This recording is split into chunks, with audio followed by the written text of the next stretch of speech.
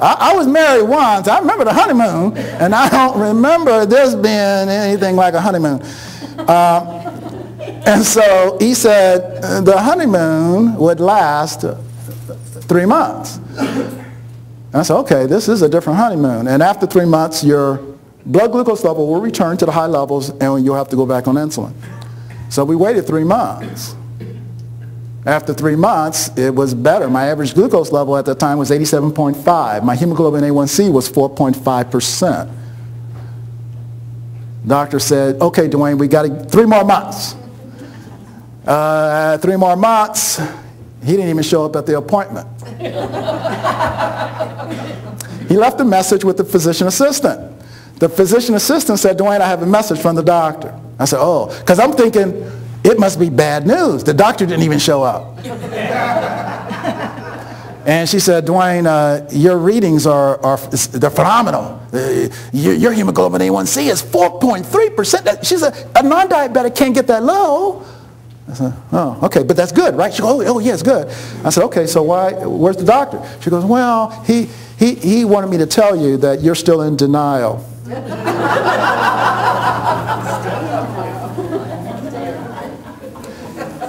And until you recognize the reality of this disease, he will not see you. I said, wow. So I was a little disappointed, but I was happy at the same time.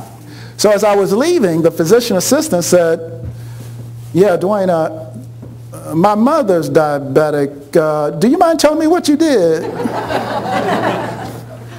And so I did. And it was maybe 6 months later, I got a call from her. She was crying on the phone. And I thought, oh my God, her mother died. I'm going to get sued. And she said, Dwayne, my mother is off the drugs, the medication. In fact, they were going to put her on insulin, and she no longer has to go on insulin. And I said, wow, that's fantastic. She goes, yeah. Can you send me some more notes? Because I had a little pamphlet. It was maybe 5 pages. But the questions she had required me to develop a 75-page pamphlet. It was costing me too much money to print the pamphlet. And then my mother said, son, write a book. And I laughed. I said, yeah, right, Mom. And my daughter said, Dad, you should write a book. Yeah, and I laughed. But finally, when I tried to convince my mother that I should not write the book because there are all these other books written on diabetes, my mother just looked at me and she said, son, what did your father tell you when you were growing up? By the time you have come up with all these excuses and wasted all my time telling me why you can't do something, you could have already had it done.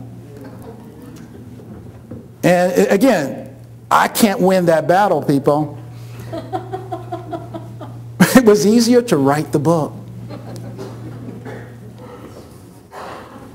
So I've been somewhat fortunate to have such a great mother and a great daughter. And before we get into the biology of this disease, it's important to understand what causes diabetes. Now, I'm not going to explain this chart to you, but this is what we do. Engineers, we just love creating them charts.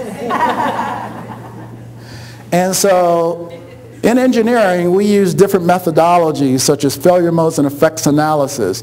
We use Ishikawa diagrams, which is basically a fancy name for a fishbone, to basically do root cause analysis so that we understand at the cellular level what's happening with respect to a disease. We do the same thing with electronics and software. And then we love to develop flow charts to try to understand the dynamics of the disease. What are the sequence of events? How does the disease actually develop? And again, the only reason why I'm showing you this is just to show, I love pictures.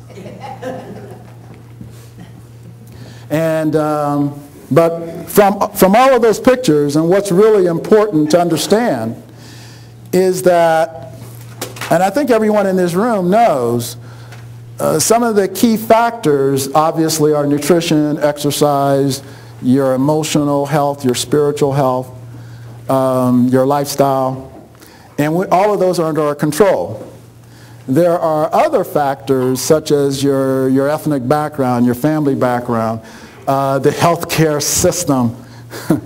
All of those you don't really have under your control. And what that leads to, from a biochemical perspective, when you look at this disease at the cellular level, it's basically a disease of insulin resistance, microinflammation, excess oxidation. Those are the underlying mechanisms that fuel diabetes. Ironically, those are the same mechanisms that fuse heart disease, that fuel cancer, that fuels stroke, arthritis, osteoporosis, kidney failure. Now, is it a coincidence that the diseases that I just named happen to be the top 7 diseases, afflictions in America? No, I don't think it's a coincidence. And when you look at some of the other complications, high blood pressure, high cholesterol, chronic fatigue, they're all related, they're all connected to the same disease.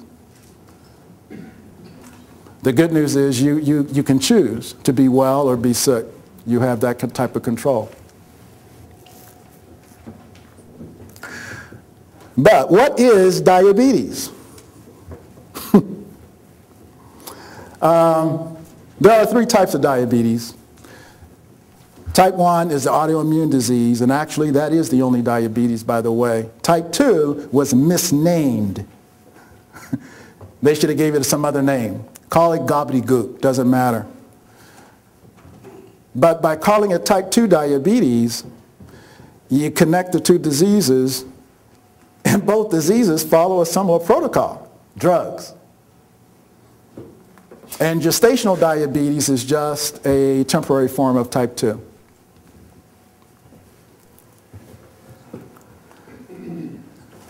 Every person in this room already knows the answer to beating this disease. And once I give you the answer, you're going to go, I knew that.